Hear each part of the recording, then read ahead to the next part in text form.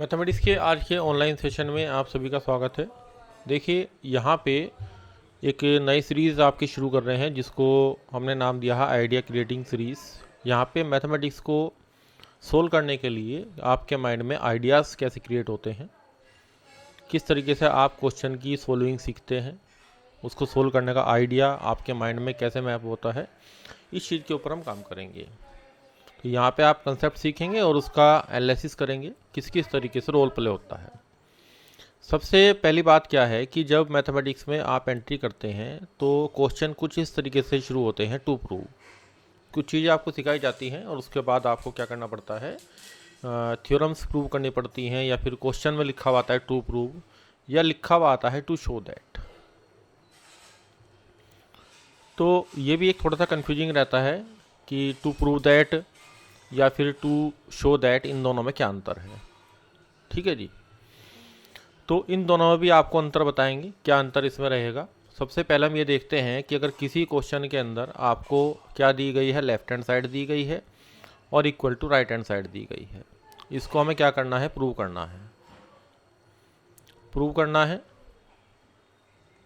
या फिर show that करना है। क्लियर? यहाँ तक की बात आपको समझ में आ गई होगी। अब हम ये देख रहे हैं कि इस चीज़ को सोल्व करने के, इसको किसी भी चीज़ को प्रूव करने के क्या क्या मेथड्स हमारे पास अवेलेबल हैं। जनरली आपने देखा होगा कि एक क्वेश्चन को सोल्व करने के या किसी भी क्वेश्चन को प्रूव करने के एक से ज़्यादा मेथड अवेलेबल होते हैं। तो वे मेथड जो मेथड्स हैं वो आपको कहाँ कहाँ अप्लाई करने हैं, किस किस तरीके से अप्लाई करने हैं, उन चीज़ों के ऊपर काम करेंगे। ठीक है जी, किताब में तो सब चीज़ें लिखी रही हैं, लेकिन आप उन चीज़ों को मेंटली कैसे ऑपरेट करते हैं। हमें चीज़ों को क्रैमिंग नहीं करनी है। क्रैमिंग सिर्फ एक चीज़ की होती है कि हमने फॉर्मूले की क्रैमिंग कर ली। बाकी चीज़ें आपको मेंटली ऑपरेट करनी है, मैनिपुलेट करनी है। ठीक है जी, मैनिपुलेट भी इस तरीके से करनी है कि हमें क्या बनाना है, डिसीजन मेकिंग। तो ये चीज़ें आप लेके चलेंगे तो मैथमेटिक्स आपके लिए सीखना और सिखाना, या स्टूडेंट के लिए सीखना, दोनों चीज़ें क्या हो जाएंगी, आसान हो जाएंगी। क्योंकि हमें क्या करना है, सब्जेक्ट को स्टूडेंट के लिए या फिर कैंडिडेट्स के लिए या जो भी लर्नर हमारा है उसके लिए क्या करना है, ट्रांसफ़र करना है। ठीक है जी। अब यहाँ पे एक क्वेश्चन, मैं चीज़ों को स्टार्ट करूँगा क्वेश्चन के थ्रू। ठीक है जी। अब हमारा जो क्वेश्चन है आपने 10th क्लास में भी सोल्व किया होगा कि ये लिखा हुआ आता है to prove tan 3x into tan 2x into tan x equal to. ये क्वेश्चन आप भी नोट डाउन कीजिए और इसको सोल्व करने की कोशिश कीजिए। वीडियो को आप पॉज कर सकते हैं। ठीक है जी, और आप इसको सोल्व आउट करना स्टार्ट कीजिए। क्लियर? चलिए स्टार्ट करते हैं किस तरीके से इसको प्रूव करेंगे। तो जो मेथड आपके पास था कि लेफ्ट हैंड साइड को हमें सोल्व करते करते किस में कन्वर्ट करना है, राइट हैंड साइड के इक्वल लाना है। ठीक है जी। तो यहाँ पे क्या बेसिकली क्या है कि सबसे पहला क्वेश्चन तो ये है कि हम लेफ्ट हैंड साइड को लेके चलेंगे या फिर राइट हैंड साइड को लेके चलेंगे, सबसे पहला सवाल। अब इसमें से जो भी ज़्यादा कॉम्प्लिकेटेड है, जो भी आपको थोड़ा सा टफ दिख रहा है, या जो एडिशन की फॉर्मेशन में है या जो लेंथी फॉर्मेशन में है, उसको हम लेके चलेंगे। जहाँ ये प्रोडक्ट की फॉर्मेशन हमें दिखाई दे रही है हम इसको लेके नहीं चलेंगे। यहाँ पे हम इसको लेके चल सकते हैं। ठीक है जी। तो आपने क्या किया, राइट हैंड साइड ली इसकी और इसको सोल्व करना स्टार्ट किया। अब आप वीडियो को पॉज करके इस क्वेश्चन को जो राइट हैंड साइड है इसको सोल्व करना स्टार्ट कीजिए। ठीक है। अब आप कहेंगे कि सर ये क्वेश्चन जो है ना इस तरीके से नहीं होगा जैसे आप कर रहे हैं। आप राइट हैंड साइड को लेके चलेंगे और इस तरीके से अगर हल करेंगे तो क्वेश्चन की जो सोल्विंग है, आपकी जो प्रूव करना है, ये बहुत लेंदी हो जाएगी। क्योंकि यहाँ पे जो एंगल है हमारा 3x 2x और x, तीन एंगल अलग अलग चल रहे हैं।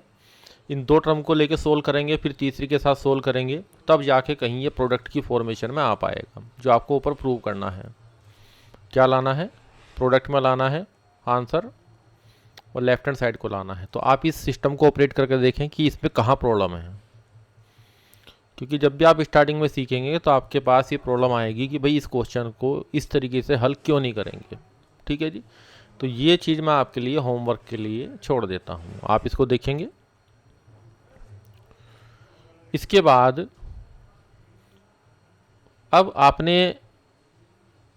मुझे बताया कि सर आप ऐसा करो कि 3x को लेके चलो, tan 3x को, और इसको tan 3x को 2x प्लस x लिख लो। ठीक है, अब बात ये आएगी कि भाई ये आइडिया माइंड में कहाँ से क्रिएट होगा, तो इसको भी देखते हैं अभी। tan 3x इक्वल टू, अब tan a प्लस बी का फॉर्मूला लगा देंगे यहाँ इसमें, tan a plus tan b upon 1 minus tan a tan b।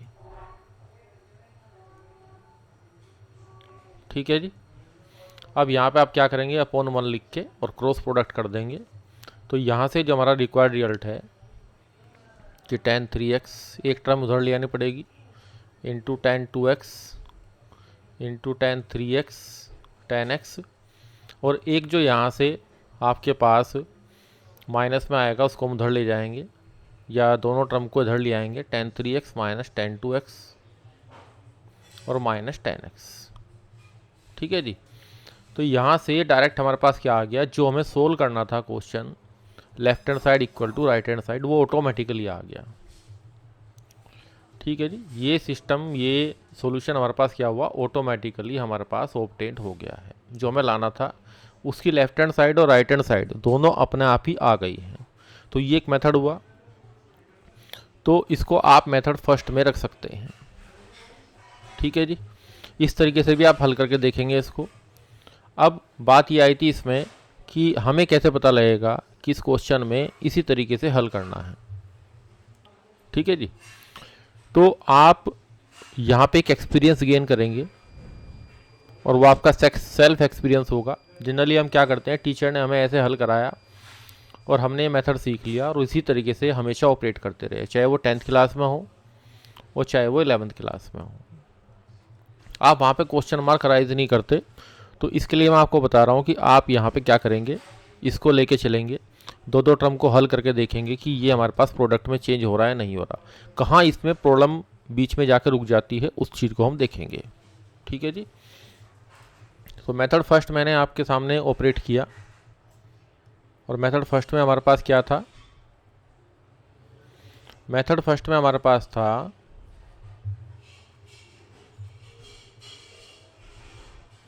ठीक है जी, यहाँ पे ओके। अब आपका यहाँ मैंने मेथड फर्स्ट लिख दिया कि यहाँ पे आपको स्टार्टिंग में कुछ लेके चलना है। ठीक है जी, तो यहाँ पे आप लिखेंगे इस मेथड को स्टार्टिंग फॉर सम थिंग्स। आप कुछ चीज़ लेके चलेंगे, मैथमेटिकली कुछ चीज़ लेके चलेंगे। ठीक है जी, अब मेथड सेकंड पे काम करते हैं। अब आ जाइए मेथड सेकंड पे। अब देखिए आपको ये प्रूव करना है कि कोस की power 4x plus sign square x किसके बराबर होगा, साइन की power 4x plus cos square x. तो अब इसमें हम लेफ्ट हैंड साइड लेके चलते हैं। अब यहाँ एक चीज़ ध्यान देंगे कि हम जैसे प्रूव करते हैं तो हमें पता है कि यहाँ पे कोस की पावर 2 लानी है और साइन की पावर 4 लानी है।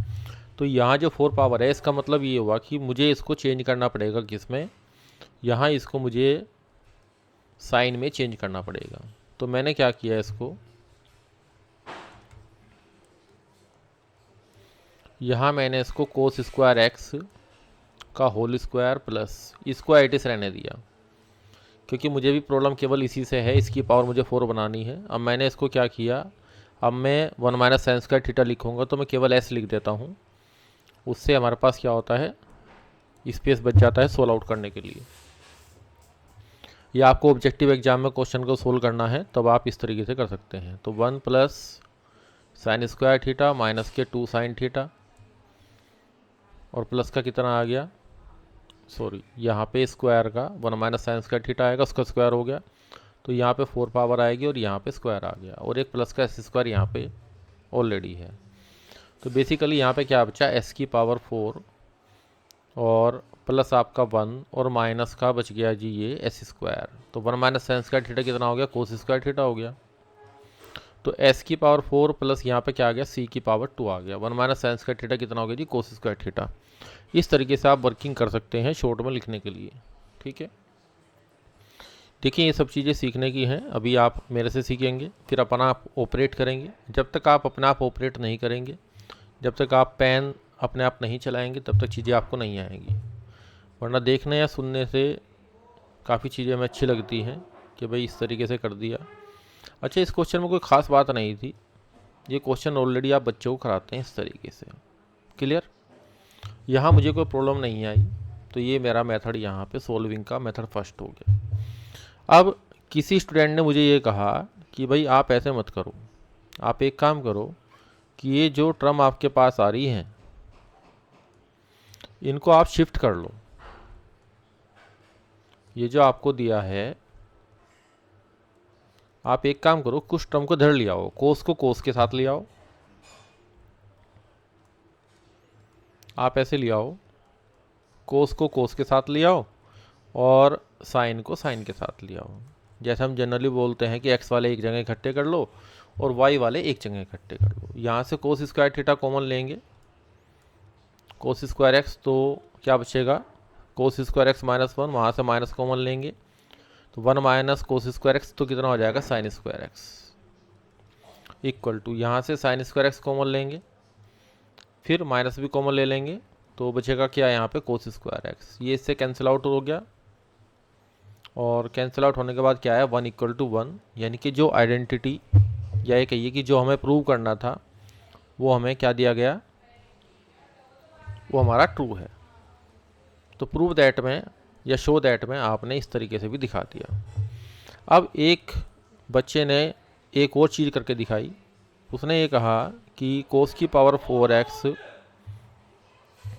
और कोस की पावर 4x और माइनस साइन की पावर 4x को लेके चलो आप। मैंने कहा था ना कुछ चीज़ों का आपको लेके चलना पड़ेगा, जो कि मेथड फर्स्ट में आपको बताया गया था। ठीक है जी, अब यहाँ पे हमने क्या किया, A square minus B square का फॉर्मूला लगाया, तो A square minus B square, square का स्क्वायर होगा ना यहाँ पे, ठीक है जी, और यहाँ पे कोस स्क्वायर एक्स और प्लस का साइन स्क्वायर एक्स। ये आइडेंटिटी आप जानते हैं कि ये 1 होती है। तो यहाँ रिजल्ट क्या बचा हमारे पास, ये बच गया कोस स्क्वायर एक्स माइनस का साइन स्क्वायर एक्स। ठीक है, तो स्टूडेंट अपनी तरफ से ये लेके चला और ये टर्म हम इधर से इधर शिफ्ट करेंगे और ये टर्म इधर से इधर शिफ्ट करेंगे। तो जो हमें प्रूव करना था, ऊपर देखिए, जो हमें प्रूव करना था वो हमारा ऑलरेडी क्या हो गया, ऑब्टेंट हो गया। ठीक है, जो भी हमें क्वेश्चन प्रूव करना होता है बेसिकली वो क्या बनती है, कंडीशनल आइडेंटिटी बन जाती है। ये जो मेथड थर्ड और सेकंड और थर्ड मैंने यहाँ पे ऑपरेट किया, इस पर आप ध्यान देंगे। ये ऐसा क्यों हुआ कि हम बराबर लेके चले और यहाँ पे 1 इक्वल टू 1 आ गया, या हम कुछ अपनी तरफ से लेके चले जो क्वेश्चन में इन्वॉल्विंग था। क्वेश्चन में इन्वॉल्विंग क्या था, देखिए क्वेश्चन में इन्वॉल्विंग था कोस की पावर 4 और यहाँ पे कोस साइन की पावर 4। तो हमने सेम पावर वाला कंसेप्ट उठा लिया, यहाँ से सेम पावर वाली चीज़ें ले ली और इनको ऑपरेट करके देखा। और सिंपल जो फॉर्मूला आप लगाते हैं, फॉर्मूला आपके पास क्या होता है, A square minus B square equal to A minus B. पहले आप माइनस वाला लिखा करें, फिर आप प्लस वाला लिखा करें। ठीक है जी, ये हमने ऑपरेट कर दिया। तब आप मुझे बताइए कि ये मेथड आपका आसान है, जो जनरली 90% टीचर्स यही सोल्व आउट कराते हैं क्लासेस के अंदर। ठीक है जी, तो अब आपको इस तरीके से भी सोचना है, यानी कि यहाँ से आपके माइंड में आइडिया जनरेटिंग कंसेप्ट आना स्टार्ट हो गया होगा कि एक आसान चीज़ को, एक जो क्वेश्चन आप पहले से हल करते आ रहे हैं, हल कराते आ रहे हैं। ठीक है जी, दोनों ही बातें हैं। जब अपना कोई एग्ज़ाम देते हैं तो हल भी करते हैं, और बच्चों को हम क्लास में टीच करते हैं तो उसको सोल्व आउट भी कराते हैं। 10th क्लास में भी ये क्वेश्चन है और 11th क्लास में भी ये क्वेश्चन है। दोनों जगह हम इस तरीके से चलते हैं लगभग। मैंने कहा ना 90%, सभी को नहीं कहता मैं, लेकिन 90% अधिकतर हम ऐसे ही करते हैं। तो इस तरीके से भी हमें क्या करना है, सोचना है। तो कुछ चीज़ें क्या हो जाएंगी, आसान हो जाएंगी हमारे लिए, क्योंकि हमें तो रिजल्ट को प्रूव करके दिखाना है। ठीक है, तो ये हमारे पास मेथड फर्स्ट हमने देखा था। ठीक है जी। मेथड सेकंड में हम क्या करेंगे, यहाँ पे शिफ्टिंग करेंगे, shifting the terms in question. जो हमें क्वेश्चन प्रूव करने के लिए दिया गया है उसमें हमने क्या किया, टर्म को शिफ्ट कर लिया, जैसे मैंने तीसरे वाले में किया। यहाँ पे एक टर्म को मैं खुद लेके चलता हूँ, कोस की पावर 4 और माइनस साइन की पावर 4। ये मेरे माइंड में आइडिया कहाँ जनरेट हुआ, मैंने आपको बताया था अभी कि क्वेश्चन के अंदर मैंने डार्क कर दिया है, यहाँ से मुझे आइडिया जनरेट हुआ। बस यही कहानी है इसमें कि आइडिया आपको माइंड में कैसे जनरेट होगा। ठीक है जी। इन चीज़ों पर काम करेंगे तो धीरे धीरे माइंड के सोचने की जो कैपेबिलिटी है वो अपने आप ओपन होती चली जाएगी। अब हम करते हैं मेथड थर्ड पे काम। देखिए मेथड सेकंड हमने सोल्व आउट किया, मेथड थर्ड पे काम करेंगे। मेथड थर्ड किस चीज़ पे काम करता है कि आपकी right hand side equal to दी है, चलो पहले लेफ्ट हैंड साइड लिखते हैं और फिर क्या लिखते हैं जी, राइट हैंड साइड। क्लियर। अब यहाँ से क्या करते हैं, लेफ्ट हैंड साइड माइनस के राइट हैंड साइड बराबर 0। यहाँ भी हमने क्या किया, शिफ्ट करके एक इक्वेशन बना ली है। इक्वेशन तो ये भी थी, लेकिन यहाँ पे क्या कर रहे थे हम, लेफ्ट हैंड साइड को अलग लेके चल रहे थे और राइट हैंड साइड को अलग लेके चल रहे थे। अब हमने शिफ्टिंग करके क्या बनाया, यहाँ पे बराबर 0 बना लिया। इस चीज़ को हमने लिया। अब ये चीज़ कहाँ पे काम आएगी, ये चीज़ हमें देखनी है। तो देखिए जब आप ट्रिग्नोमेट्री के अंदर, काफ़ी कुछ ट्रिग्नोमेट्री से आपको सीखने के लिए मिलेगा, क्योंकि ट्रिग्नोमेट्री के अंदर सबसे ज़्यादा मैनिपुलेशन है। ठीक है। मैनिपुलेट करते हैं, मैनिपुलेट का मतलब होता है हेर फेर करना, हिंदी में बोलते हैं हेर फेर करना। और एक मूवी भी आई थी, हेरा फेरी। ठीक है जी। तो हेरी फेरी जब आपने पिक्चर देखी होगी अक्षय कुमार की, तो वहाँ आपको वहाँ से ही पता लग रहा हो कि हेरा फेरी का मतलब क्या होता है। चीज़ों को इधर से उधर मैनिपुलेट करना, घुमाना फिराना, एक बात को 3 तरीके से अलग अलग तरीके से कहना, दूसरे का सीधे सीधे सामने से बेवकूफ़ बनाना। ठीक है जी। अब ट्रिग्नोमेट्री के अंदर मैंने आपको एक इक्वेशन दी कि साइन थीटा बराबर साइन अल्फा को हल करो। तो जनरली क्या करते हैं हम, स्टार्टिंग में इस साइन को साइन से कैंसिल करके आंसर फाइंड आउट करते हैं, थीटा इक्वल टू अल्फा। अब आप मुझे ये बताइए कि छोटे लेवल पर तो चलो ठीक है, बच्चे ने जवाब दे दिया है, 9th क्लास के बच्चे ने, कि जी साइन से साइन कट गया। ठीक है। अब उसको तो पता नहीं है नंबर है या ऑपरेटर है। तो ये साइन हमारे पास क्या है, ऑपरेटर है, एक फंक्शन है। ये तो ऑपरेटर है, ये तो ऐसे कटेगा नहीं। ठीक है। कुछ बच्चे तो काट के दिखाते हैं एग्जाम में, ये गलत है, ऐसे नहीं करना है आपको। तो sine theta equal to sine alpha को फिर सोल्व कैसे किया जाएगा, ऐसी क्या चीज़ इसके अंदर आएगी, जबकि इसका उत्तर आपको पहले से ही जानकारी में है। बताएंगे आप क्या जानकारी में है, कि जब ट्रिग्नोमेट्रिक इक्वेशन आप सोल्व करते हैं 11वीं क्लास के अंदर, 11th क्लास के अंदर, तो आप कहते हैं इसका theta equal to n pi plus minus 1 की पावर n इंटू एल्फा, ये इसका जनरल सॉल्यूशन है। ठीक है जी। ये क्या है, इसका जनरल सॉल्यूशन। क्यों है, क्योंकि यहाँ पे जो आपका n है वो n belongs to set of integer से, इंटीजर्स के सेट को z से भी आप डिनोट करते हैं। क्लियर हो गई बात आपको ये। ठीक है जी। लेक्चर को एंड तक देखते रहिए, आपको जो बेसिक कंसेप्ट है आपका हाउ टू प्रूव, अभी मैंने आपको ये नहीं बताया कि टू प्रूव दैट और टू शो दैट में अंतर क्या है, ये बात मैंने आपको नहीं बताई। इस लेक्चर के एंड में ये बात बताएंगे कि ये जो हम सारी वर्किंग कर रहे हैं इस पर कहाँ प्रूव दैट है और कहाँ शो दैट है।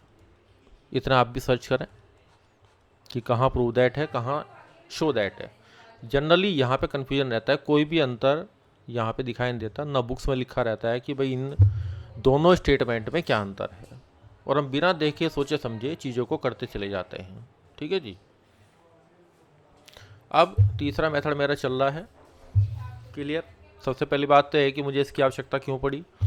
तो जब इस तरह की इक्वेशन मेरे सामने आई, यहाँ मेरे सामने प्रॉब्लम अटक गई कि भाई इसको मैं हल कैसे करूँ, तो मैंने क्या किया, मुझे और तो कुछ आता नहीं है फ़िलहाल, तो मैं इसको धर लिया है और बराबर मैंने 0 बना लिया। कम से कम इतना तो आता ही है जी।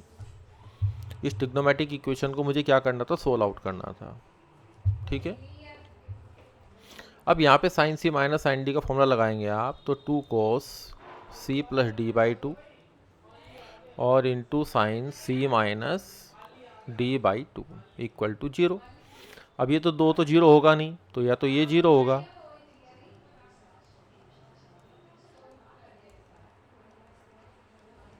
ये 0 होगा, या फिर ये 0 होगा। क्लियर? अब देखिए, ये जो पहले वाला कोस हमारा 0 हो रहा है, तो कोस के लिए 0 हमारा काम बनता है 90 के मल्टीपल में बनता है। तो इसका मतलब क्या हुआ कि थीटा प्लस अल्फा बाई 2 को किसका मल्टीपल होना पड़ेगा, पाई बाई 2 का ओड मल्टीपल होना पड़ेगा, n पाई बाई 2। ठीक है जी। और n हमारा क्या है, ये आपका ओड इंटीजर को बिलोंग करता है। अच्छा, जब साइन 0 होता है तो साइन 0 कहाँ होता है, यहाँ होता है एक्स एक्सिस पे। तो यहाँ पे थीटा माइनस अल्फा बाई 2 ये बराबर कितना हो गया आपका n पाई। अब n यहाँ पे कोई भी इंटीजर होगा। ठीक हो गया जी। अब इन दोनों से कॉमन सॉल्यूशन निकालने की कोशिश करते हैं। यहाँ से पहली इक्वेशन से जो हमारा सॉल्यूशन फाइंड आउट हुआ वो क्या फाइंड आउट होगा। तो देखिए, पहली इक्वेशन में हमें यह आंसर फाइंड आउट हुआ, और दूसरी इक्वेशन से हमें, ये पहली इक्वेशन है और ये दूसरी इक्वेशन है, इससे हमें एक रिजल्ट ये फाइंड आउट हुआ और एक रिजल्ट हमें ये फाइंड आउट हुआ। अब यहाँ इन दोनों रिजल्ट को ध्यान से देखिए कि थीटा की जो वैल्यू हमें ऑब्टेंड हो रही है यहाँ माइनस आ रहा है, और एन हमारे पास क्या है, यहाँ पे ओड इंटीजर है। तो मैं इस रिजल्ट को ऐसे लिख सकता हूँ क्या, एन पाई प्लस माइनस 1 की पावर एन इंटू एल्फा, क्योंकि एन यहाँ ऊपर हमारा क्या है, ओड इंटीजर है। तो इसको लिखना गलत तो नहीं हुआ जी, ये तो ठीक हो गया। और यहाँ इस रिजल्ट को मैंने जुकातू रहने दिया, या मैं इसको भी मॉडिफाई करता हूँ, -1 की पावर, यहाँ पे 2n आ रहा है, तो मैं यहाँ क्या करता हूँ जी, इसमें एक मिनट रुकिए, यहाँ पे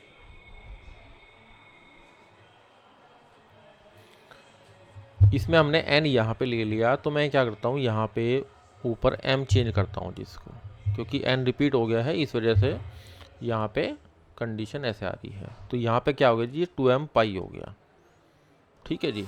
यहाँ मैंने चूंकि सेम मान लिया था, इस वजह से चीज़ें क्या हो रही थी, सिमिलर आ रही थी, वहाँ पे डिस्क्रिमिनेशन नहीं हो रहा था, अलग अलग नहीं आ रहा था। तो मैंने क्या किया, यहाँ इसको n में चेंज कर लिया, इस 2m को भी मैंने क्या लिख लिया जी, n लिख लिया। यहाँ पे जो आपका n है वो आपका क्या है, ओड है, जो कि ऊपर से ऑपरेट हो रहा है। क्लियर? और यहाँ मैंने -1 की पावर n इंटू एल्फा लिख लिया, और n यहाँ पे क्या है, ये इवन है। तो इसका मतलब ये हुआ कि यहाँ पे n क्या है, ओड है।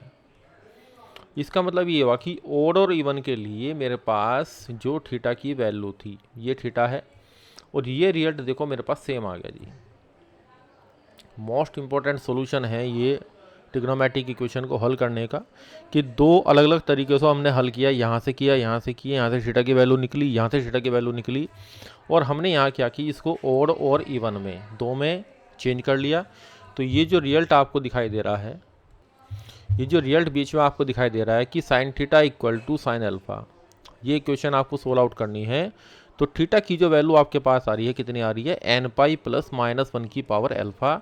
तो ये हमें यहाँ से ऑब्टेंड हो गई। नीचे जो रिजल्ट मैंने लिखा उसको मैंने अंडरलाइन भी कर दिया है, क्योंकि यहाँ पे इवन और ओड, देखिए इवन और ओड के दोनों केस हल हो गए। तो इसलिए यहाँ पे क्या लिखा जाता है कि n belongs to set of integers. ये मैंने पहले लिख दिया था, ये मैंने बाद में लिखा। ठीक है जी। अब आपको कंसिडरेशन होगी कि हमें क्या करना है, इक्वल टू 0 बनाना है, अदरवाइज हम इसका सीधा सीधा कोई सोल्यूशन नहीं दे पा रहे थे।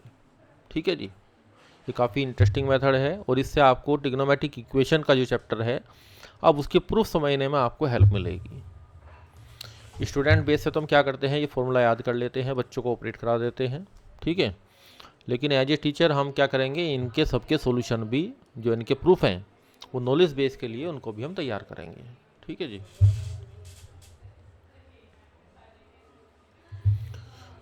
अब देखिए, मेथड आपका फर्स्ट मेथड था कि मैंने स्टार्ट किया कुछ लेके, अपने आप सोच के कुछ स्टार्ट किया। मेथड सेकंड क्या था, हमने शिफ्ट किया कुछ टर्म्स को। ठीक है, तब क्वेश्चन की सॉल्विंग बहुत ज़्यादा आसान हो गई। थर्ड मेथड में मैंने क्या किया, left hand side equal to right hand side को सोल्व आउट करना है, तो मैंने इसको इक्वल टू 0 में कन्वर्ट किया और इसको सोल्व आउट करना शुरू किया। ठीक है जी। अब चलते हैं जी मेथड 4 के ऊपर। अब देखिए मेथड 4 के अंदर क्या है, इस चीज़ को ध्यान से देखिए।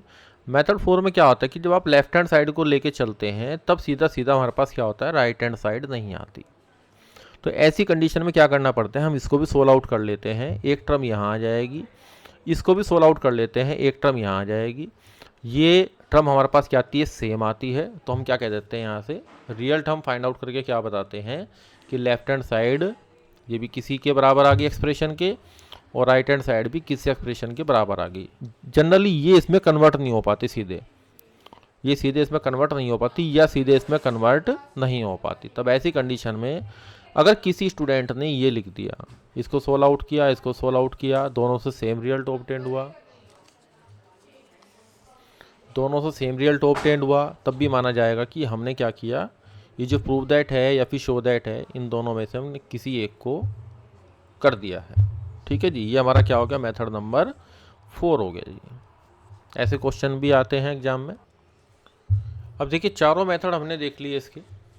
ठीक है जी, चारों मेथड पे काम कर लिया।